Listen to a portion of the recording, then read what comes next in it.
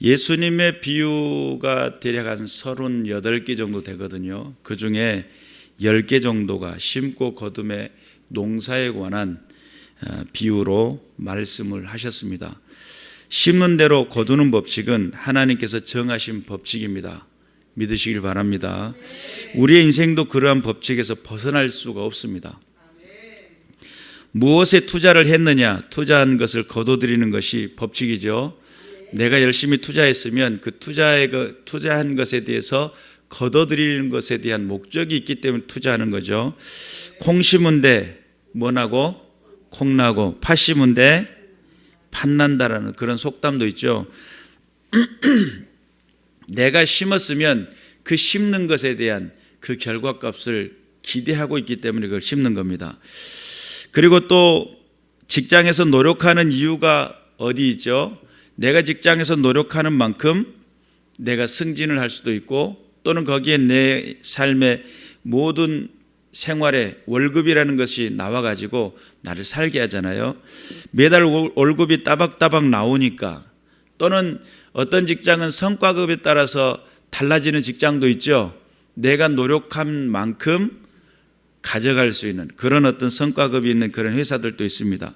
그러면 그런 회사들은 내가 노력하는 만큼 가져가기 때문에 더 노력하겠죠. 그래서 내가 노력하고 수고하는 그런 모든 것들은 그 결과에 열매가 있다는 사실을 믿고 있기 때문에 거기에 투자를 할 수 있는 겁니다. 주식이라면 내가 선택한 종목이 안전한가를 먼저 살피는 것이 중요하겠죠.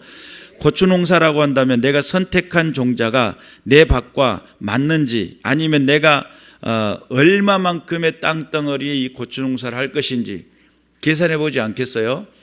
씨앗만 많이 뿌려놓고 하나도 거두지를 못한다면 문제가 되겠죠.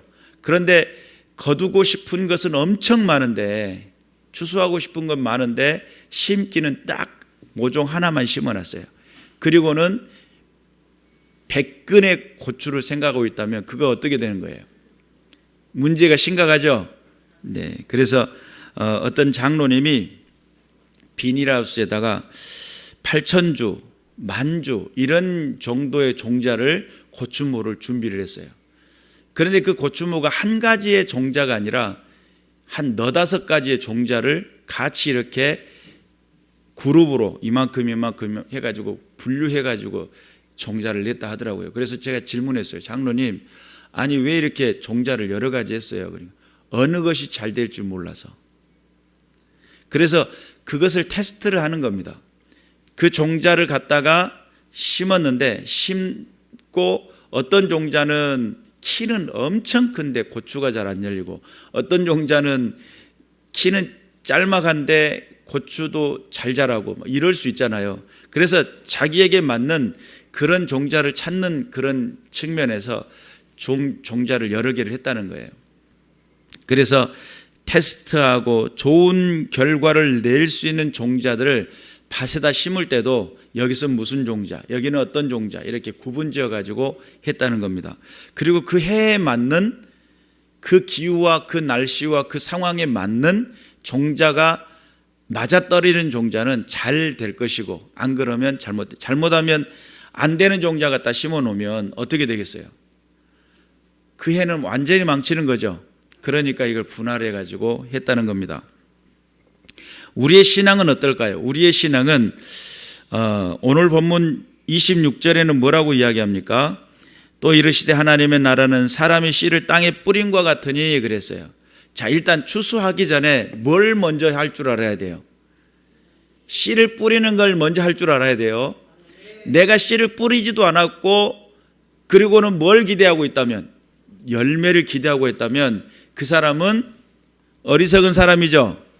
내가 씨를 뿌리는 만큼 그것에 대한 결과값을 기대하는 것이 씨를 뿌리고 거둬들이는 은총이라는 사실을 믿으시길 바랍니다. 그렇다면 씨는 누가 뿌리는 건가? 라고 하는 개념입니다. 누가 하나님의 씨를 뿌릴까? 하나님 나라에 관한 그 씨를 뿌릴까? 라고 했을 때, 하나님 나라에는 그 씨를 뿌리는 사람에게는 믿음이 반드시 있어야 됩니다. 생각을 해보세요. 내가 이 종자를 갖다 뿌려 놓으면 싹이 날 거라는 믿음이 없으면 뿌려요, 안 뿌려요? 안 뿌리겠죠.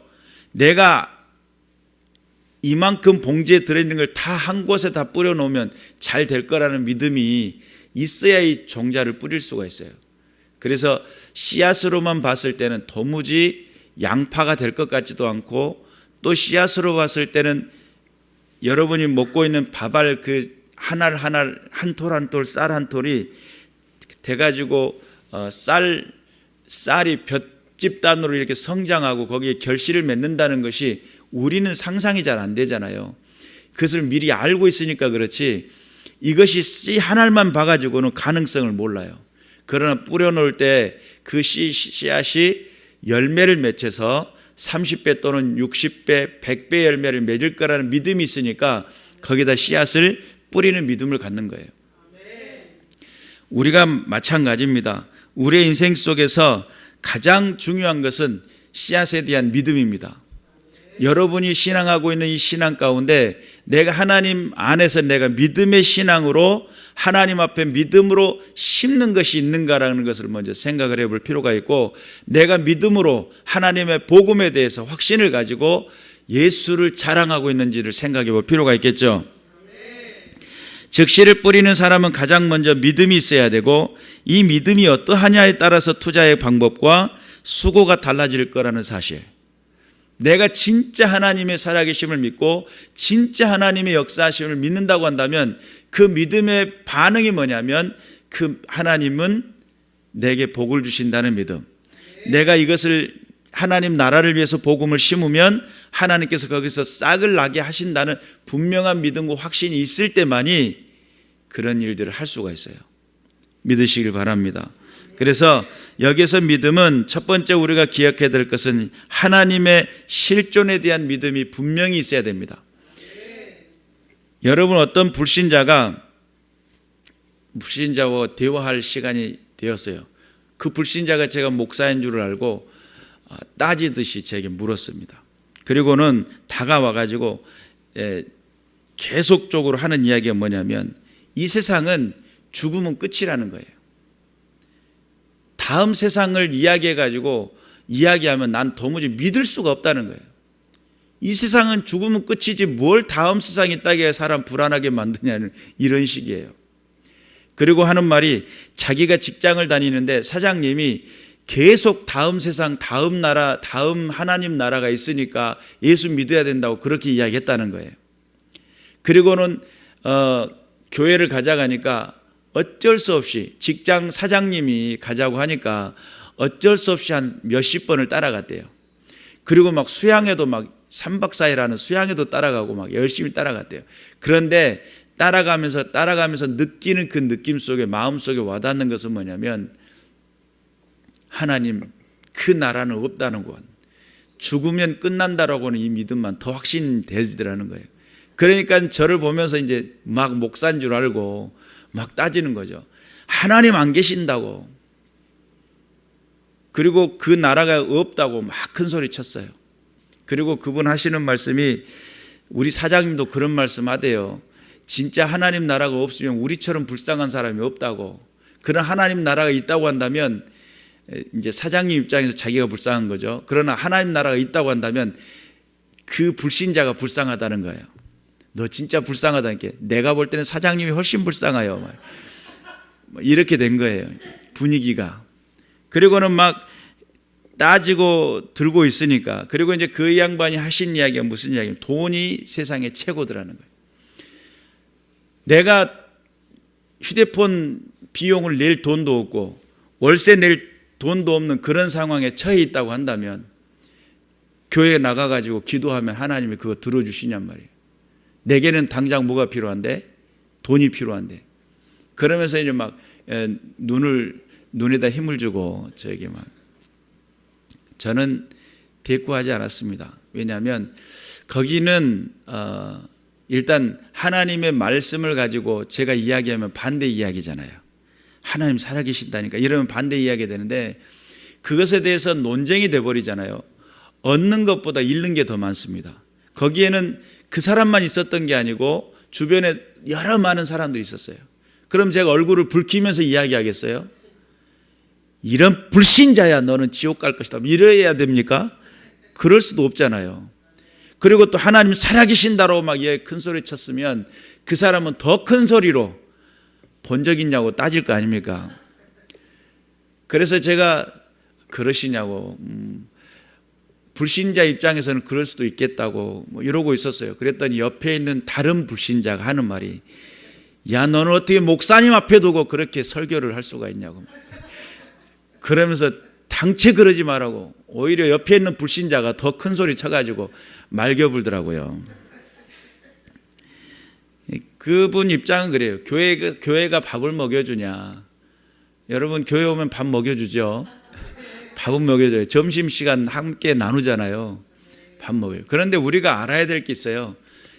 이게 하나님의 나라가 존재함을 알고 하나님의 뜻대로 살아간다라고 하는 것이 인생 속에 얼마나 큰 복인지를 그는 모르기 때문에 그렇습니다.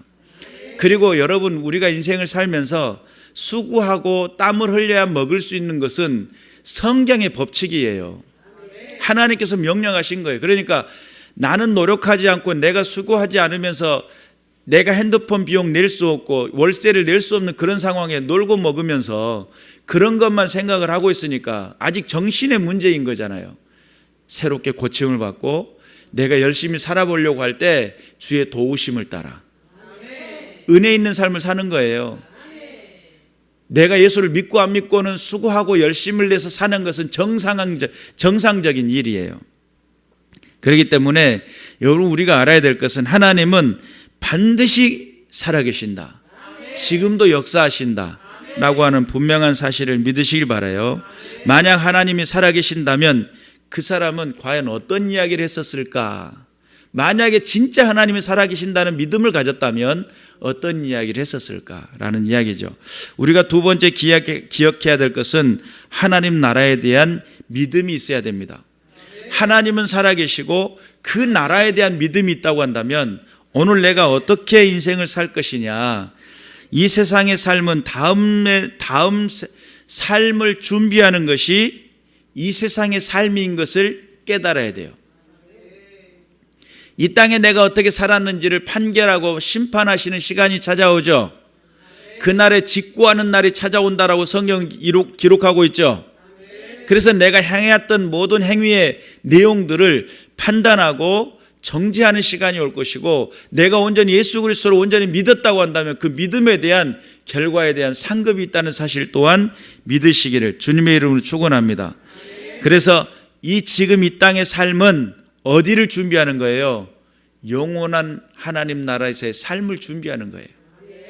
그러니까 바울은 그것을 너무 잘 깨달았어요. 그러다 보니까 바울의 인생 속에 당신이 이 땅에 살면서 잘 먹고 편안하게 살고 안전하게 사는 것이 목적이었다면 그렇게 살았을 거예요.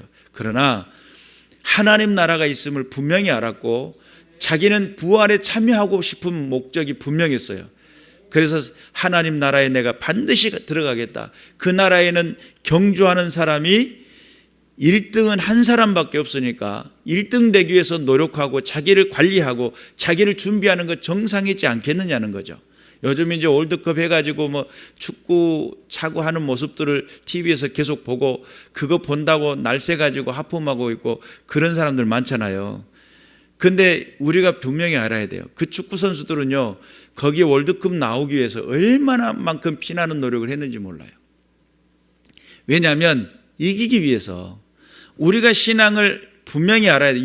이 땅에 사는 동안 영원한 하나님 나라의 그 안전한 세상을 살기 위해서 오늘 내가 믿음의 고백이 필요하고 믿음의 결단이 필요하고 믿음의 행위가 필요하더라는 거예요. 믿으시기를 주님의 이름으로 축원합니다. 그래서 믿음의 선배들은 그 다음의 세상을 위해 믿음의 결단들을 하게 됩니다. 고린도전서 15장 42절부터 44절에 보니까 죽은 자의 부활도 그와 같으니 썩을 것으로 심고 썩지 아니할 것으로 다시 살아나며, 욕된 것으로 심고 영광스러운 것으로 다시 살아나며, 약한 것으로 심고 강한 것으로 다시 살아나며, 육의 몸으로 심고 신령한 몸으로 다시 살아나나니 육의 몸이 있은즉 또 영의 몸도 있느니라. 바울 목사님은 어떤 세상을 알았냐면 지금 이 땅에서의 삶이 전부가 아닌 것을 알았어요. 하나님 나라가 존재한다는 사실을 알았어요. 그러니 바울은 무엇을 했어요? 내가 그 나라 가서 상급을 받고 우리 주님으로부터 칭찬을 받아야지 라고 하는 분명한 목적이 있었어요. 그러니까 이 땅에서 내가 뭐를 해요? 그 나라 갔을 때에 빈손으로 가지 않고 그 나라 갔을 때에 하나님 왔어요. 부족하지만 저 왔어요. 그래 너는 그 땅에서 나를 믿느냐라고 수고했다. 너는 그 땅에서 나를 믿음의 고백과 믿음의 신앙이 무엇이었느냐? 라고 질문을 한다면 주님 제가 아무개도 전도했고요. 아무개도 전도했고요. 아무개도 교회로 인도했으며 아무개에게 예수님 자랑했어요. 그래 착하고 충성된 나의 종아. 네가 그때 자랑하고 있는 걸 내가 옆에서 지켜보았다. 너 안에 내가 있었고 네가 삶 현장 속에 하나님 나라에 대한 분명한 확신이 있어서 그렇게 자랑하고 외쳤던 그 복음 앞에 나는 너와 함께 있었고 네가 그 외치는 자리에 내가 너와 더불어 함께 있었다. 이런 말씀들을 하시겠죠. 그런데 주님 앞에 갔는데 너 무엇하다 왔느냐 그러니까 재밌는 거 하다 왔습니다. 하고 싶은 거 하다 왔습니다. 그렇게 이야기한다면 유구무원만 하고 있다고 한다면 우리 주님으로부터 책망이 있지 않겠어요? 하나님 앞에 분명히 알아야 돼요. 주님 앞에서 우리가 이 땅에서의 사람이 씨를 땅에 뿌리는 것은 하나님 나라에 믿는 믿음의 사람이 세상을 향하여 믿음의 씨앗을 뿌리는 것과 같은데 나는 어떤 씨를 뿌릴 것인가 라고 하는 겁니다. 다른 말로 표현하면 나는 어떤 투자를 할 것이냐, 시간의 투자, 물질의 투자, 내 육신의 삶의 투자, 하나님 심판은 어떠한가라는 그런 측면에서 하나님이 기뻐하시는 것에 대해서 노력하지 않겠어요? 학생이 고등학생이 열심히 공부해가지고 대학교 입시를 하려고 생각을 해봐요. 대학교 입시에서는 뭐 국영수 할 것이고 거기에 관련된 과목이 쭉 있을 거 아니에요. 근데 나는 예를 들어 나는 간호사가 될 거야. 날마다 바늘 찌르는 연습만 하고 있어요. 그러면 대입 시험 볼 때 어떻게 돼요? 거기에 바늘 찌르는 게 나옵니까? 뭐가 나와요? 국영수에 관련된 그 과목에 다른 과목이 나오잖아요. 내가 거기에 합격하기 위해서 거기에 걸맞는 공부가 필요해요. 거기에 걸맞는 공부를 한 다음에 거기에 대학교 입학이 되잖아요. 그러면 대학교 입학된 다음에 거기서 배우는 공부를 하면 돼요. 그런데 우리는 너무 이상적이고 너무 앞서서 생각하다 보니까 지금 정작 하나님이 기뻐하시는 그것은 무엇인지를 잊어버릴 때가 많아요. 하나님이 기뻐하시는 믿음의 자리에 영광을 돌려드릴 수 있는 저와 여러분 되시길 바라고, 주께서 원하시고 기뻐하시는 은혜의 자리에 내가 하나님 나라 주 앞에 갔을 때 주 앞에 드릴 열매는 무엇일까? 이것에 대한 관심을 갖고 나아가야 될 줄로 믿습니다. 그래서 썩을 것, 육체적인 것, 썩지 않는 것으로 영적인 것으로 걷어들이는 세대를 꿈꾸면서 내 육체적으로 내가 노력하고 수고하는 그 모든 것들을 통해서 하나님 나라를 위해 준비하고 영원한 하나님 나라의 그곳에 축복이 있을 거라는 기대감을 가지고 도전하는 저와 여러분이 되어야 될 줄로 믿습니다. 심는다는 것은 시기가 중요합니다. 봄철에 심을 게 있고 여름철에 지나서 심을 게 있고 그러잖아요. 3부작이 있고 4부작이 있고 그 한 해 동안 4번을 심을 수도 있고 3번을 심는 것이 있고 한 번밖에 못 심는 것이 있잖아요. 그러면 심는 데는 시기가 반드시 필요합니다. 여러분, 우리에게 코끝에 호흡이 있는 동안에 지금은 심을 때입니다. 믿음을 심을 때고 하나님 살아계심을 심을 때고 복음을 심을 때고 하나님 나라에 대한 확신을 심을 때입니다. 이 심는 것이 당장은 내 눈앞에 보이는 열매가 아닐지라도 우리는 뭐 할 줄 알아야 돼요? 내 입을 열 줄 알아야 돼요.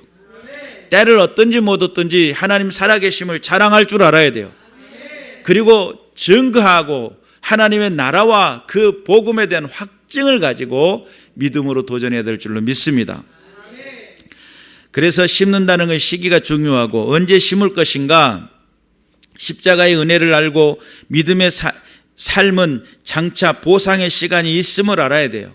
내가 십자가에 관한 이 고난의 복음을 심다 보면 어렵잖아요. 실은 농사일도 그래요. 심을 때 정말 힘들어요. 그 다음에 이제 관리하잖아요. 풀 뽑아주고 하는 것은 그래도 심는 것보다는 덜 힘들어요. 기경을 먼저 해야 되잖아요. 기경한 곳에 모종을 하나씩 심어줘야 되잖아요. 일일이 하나씩 100개를 심으면 100개 다 손이 가야 돼요. 그러나 관리할 때는 100개 모두 다 자라고 있을 때 주변에 있는 풀들만 정리하면 되는 거니까. 그리고 또 그런 부분을 요즘은 또 잘 돼 있어요. 근사미를 하면 아예 다 죽으니까 조심해서 뿌려야 되겠고요. 크라목전도 조심해서 잘해야 됩니다. 그러니까 그런 부분들의 농약들도요, 본 곡식은 해를 끼치지 않고 야생초라든지 이런 것들의 잡초들에게 해당되는 그런 농약들도 잘 나와 있고요. 얼마나 잘 되어 있는지 몰라요. 그래서 그런 측면에서 보면 심을 때가 가장 중요하고, 얼마만큼 심느냐, 내가 얼마만큼 노력하고 투자하느냐는 지금 내가 어떤 결단을 하느냐의 관건입니다. 여러분의 인생의 시간을 하나님의 주파수에 맞추시길 바랍니다. 여러분의 인생의 그 주파수가 이 땅의 삶이 전부라고 한다면 마음대로 살면 돼요. 하고 싶은 대로 살면 돼요. 그러나 이 땅의 삶이 전부가 아니고 주님 나라가 있다는 믿음이 있다고 한다면 무엇을 할 줄 알아야 돼요? 그 나라에 들어갈 준비를 할 줄 알아야 돼요. 그러니까 지혜로운 처녀와 다섯 처녀와 어리석은 다섯 처녀가 있었죠. 준비하는 것 차이예요. 그리고 또 시편 73편에 보니까 어떤 여기 시편 기자는 하루에 몇 번이고도 넘어질 뻔했다는 겁니다. 왜냐하면 이 땅에 사는 악인들이, 하나님을 두려워하는 마음이 없는 사람들이 너무 잘 먹고 잘 살고 자기 하고 싶은 대로 살면서도 문제없이 평안하게 살더라는 거예요. 그래서 시편 73편 3절에 보니까 이는 내가 악인의 형통함을 보고 오만한 자를 질투하였음이로다. 그들은 죽을 때에도 고통 없이 죽고 힘이 강건하며 사람들이 당하는 고난이 그들에게는 없고 사람들이 당하는 재앙도 그들에게 없나니 그러므로 교만이 그들의 목걸이요 강포가 그들의 옷이며 살찜으로 그들의 눈이 솟아나며 주여 그들의 소득은 마음의 소원보다 많으며 그들은 능욕하며 악하게 말하며 높은 데서 거만하게 말하며 그들의 입은 하늘에 두고 그들의 혀는 땅에 두루 다니도다. 그러므로 그의 백성이 이리로 돌아와서 잔에 가득한 물을 마시며 말하기를 하나님이 어찌 알랴? 지존자에게 지식이 있으리 하는도다. 하나님 앞에 잘못된 인생을 선택하면서도 하나님이 어떻게 알겠느냐는 거예요. 하나님이 설마 나를 벌 주시겠느냐, 이렇게 생각하라고 산다는 거죠. 볼죄다 이들은 악인들이라 항상 평안하고 재물은 더욱 불어나는도다. 악하게 살아가는데 재물이 불어나더라는 거예요. 그러니까 이 시편 73편 기자는 하루도 몇 번씩 넘어졌다는 거예요. 막 오메 저것들로 왜 저렇게 잘 살고 지 마음대로 살고 악하게 살고 그러면서 저렇게 잘 살 수 있느냐는 거예요. 그리고 있었더니 73편 17절에 보니까 하나님의 성소에 들어갈 때에야 그들의 종말을 내가 깨달았나이다. 주께서 참으로 그들을 미끄러운 곳에 두시며 파멸에 던지시나니 그들이 어찌하여 그들이 그리 갑자기 황폐되었는가 놀랄 정도로 그들은 전멸하였나이다. 불의한 자들이 잘 먹고 잘 살고 죽을 때도 가망히 죽고 정말 행복하게 죽고 넉넉하게 살고 내가 100만 원 소원했는데 막 1000만 원이 버려주고 막 이런 모습들을 보니까 실족해 넘어질 뻔했는데 마지막에 그들의 결국을 보니까 그들의 죽음 이후의 세계는 영원한 하나님 나라가 아니라 영원한 지옥이더라는 것을 알았다는 거예요, 이 사람은. 그러니까 아하 그렇구나 하면서 무릎을 한번 딱 쳤어요. 아하 그렇구나. 우리의 믿음의 추수때가 있음을 아시길 바랍니다. 그 믿음의 추수때를 준비하는 삶을 살아가는 지혜로운 믿음의 군사들 되시기를 주님의 이름으로 축원합니다.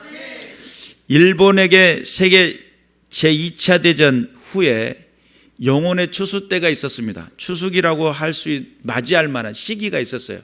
그때가 지나기 전에 메가더 장군은 미국 교회에 선교사 파송을 호소했습니다. 제발 선교사들을 보내주시오. 지금 일본의 이 공고한 땅에 그들에게 복음을 증거할 때입니다. 그들을 구원할 때입니다. 그들의 인생 속에 하나님의 살아계심을 증명해야 될 때입니다 라고 외쳤습니다. 그러나 당시 잠자던 미국 교회는 이 중요한 때를 놓치고 말았습니다. 선교사들이 파송돼 가지고 거기에 복음을 증거하고 그들을 위로하고 그들의 어려움 가운데서 미국 교회가 그 시기를 놓쳐버린 겁니다.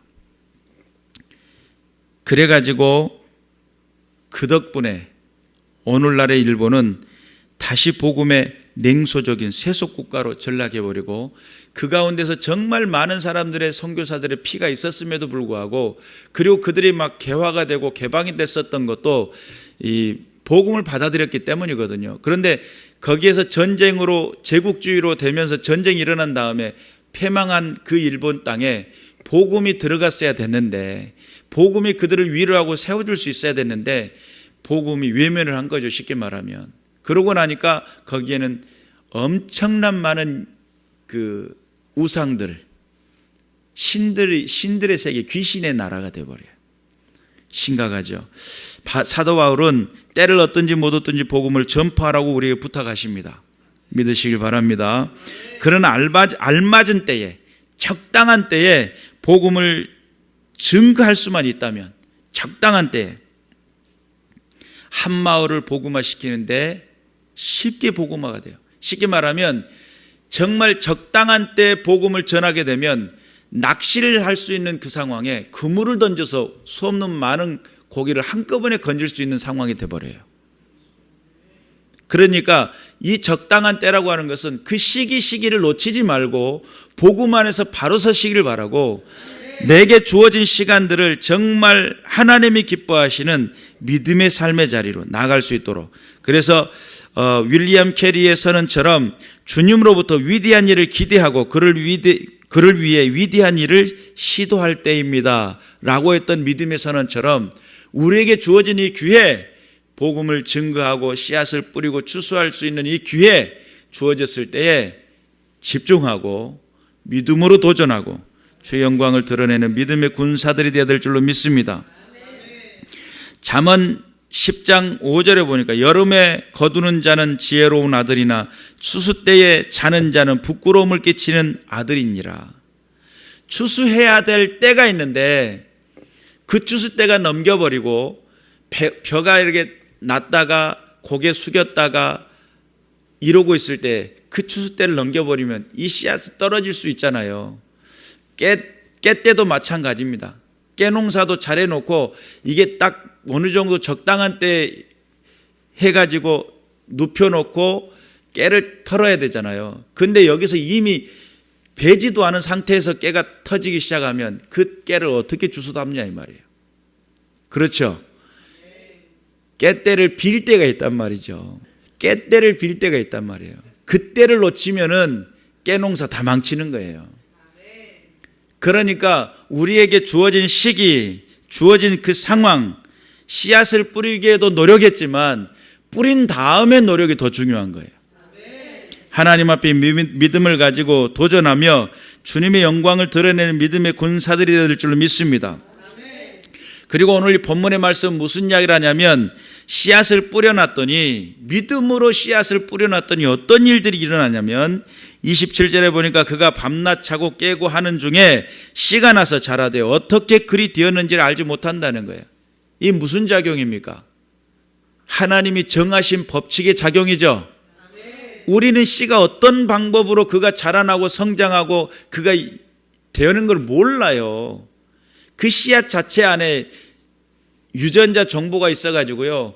땅과 만나고 습도가 만나고 적당한 온도가 되면 거기에서 싹이 나고 자라게 되고 그래서 성장한 다음에 다시 자기와 똑같은 씨앗을 또 맺혀내는 것이 하나님이 만들어 오신 법칙이에요. 그러다 보니까 밤에 자고 깨고를 몇 번 반복했는데 저도 이제 양파 씨앗을 땅에 뿌려놓고 그 다음날 가서 쳐다보니까 안 났더라고요. 그 다음날 가서 쳐다보니까 안 났더라고요. 한 3일 정도 지났을까요? 가서 보니까 뭔가 눈에 보이는 것 같기도 하고 안 보이는 것 같고 그래서 제가 엎드렸어요. 땅에 딱 엎드려가지고 이렇게 내려다 보니까 뭔가 아주 미세한 털 같은 것이 돋아나기 시작했어요. 그리고 4일, 5일 되니까 점점 자라더라고요. 그것은 어떤 작용을 하는지 우리 스스로는 알지 못하지만 하나님의 법칙이에요. 그리고 28절 보니까 땅이 스스로 열매를 맺되 처음에는 싹이요 다음에는 이삭이요 그 다음은 이삭의 충실한 곡식이라.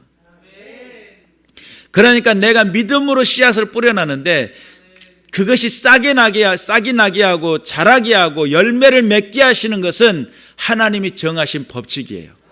그럼 우리가 하나님의 나라에는 사람이 믿음으로 씨앗을 뿌리는 것과 같다는 거예요.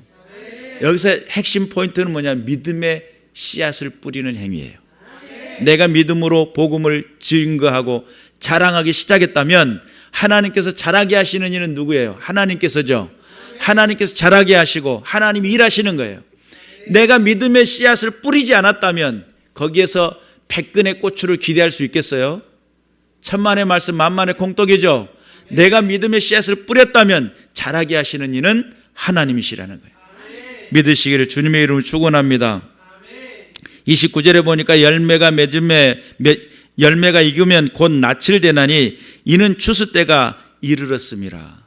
결국은 낯을 대하는 수고가 또 찾아와요. 그러면 추수할 때는 우리가 믿음의 작용을 통해서 하나님, 내가 믿음의 씨앗을 뿌리고 거기서 내 믿음의 작용을 통해서 하나님께서 남겨진 일들을 다 행하게 하셔요. 복음도 마찬가지입니다. 내가 믿음으로 자랑하고 믿음으로 권면하고 믿음으로 이끌어 나가기 시작한다면 하나님께서 나머지는 그의 마음속에 작용하게 하고 뿌리 내리게 하고 싹이 나게 하고 자라게 하는 건 하나님이에요. 내가 생각할 때 이 사람은 도무지 믿을 사람이 아니야. 그건 내 생각이에요. 척박해 보이고 강팍해 보이고 안 되는 것처럼 보여도 하나님의 복음을 외치기만 한다면 하나님께서 일하신다는 것. 그러면 하나님께서 일하신다는 분명한 믿음을 가지고 내가 외치기만 한다면 하나님께서 나머지는 책임져 주시는, 그리고 그 열매가 맺혀졌을 때 30배, 60배, 100배 효과의 열매를 겪게 된다는 사실을 믿으시길 바랍니다. 우리는 믿음으로 심고 하나님이 자라게 하시고 그 다음에 그 가운데서의 열매를 하나님이 주실 때 100배의 열매, 하나님 앞에 영광을 돌려드리는 우리의 자랑은 하나님 나라가 자랑이 되시길 바라고, 하나님의 임재가 자랑이 되시길 바라고, 하나님의 역사하심을 드러내는 믿음의 군사들 되시기를 주님의 이름으로 축원합니다. 그래서 추수할 때가 다가왔다라고 할 때 그 추수할 때를 위해서 우리가 얼마만큼 노력하고 수고하고 믿음의 결단들이 필요할 것인지 내 자신을 돌아보고 내 만남의 관계 속에 나는 예수님은 얼마나만큼 내 입술 속에 자랑이 되어 있고 저들의 인생 속에 하나님의 살아계신 그 복음을 나타내고 증명하는 것에 나는 과연 믿음을 사용했느냐는 거예요. 여러분, 같은 말도요, 믿음으로 하는 사람이 있고 어떤 사람은요 인간성으로 하는 사람이 있고 어떤 사람은 불신앙적인 사람으로 이야기할 때가 있어요. 불신앙적으로 하는 사람은 말 그대로 하나님 없음을 전제하는 사람이고요, 어떤 사람은 인간성을 가지고 하는 사람이 있어요. 인간이 좋다 보니까 그냥 그래 그저 그렇지 이렇게 하는 사람이 있고, 그러나 어떤 사람은 믿음을 가지고 하는 사람이 있어요. 하나님 앞에 믿음을 가지고 도전하고 나는 할 수 없는 불가능한 사람이지만 하나님은 나의 인생의 배경이 되시고 하나님이 나와 함께 하시고 그것에 대한 분명한 확신이 있어서 하나님 살아계신단다 고백할 줄 아는 믿음의 사람들 저와 여러분 되시기를 주님의 이름으로 축원합니다. 기도하겠습니다.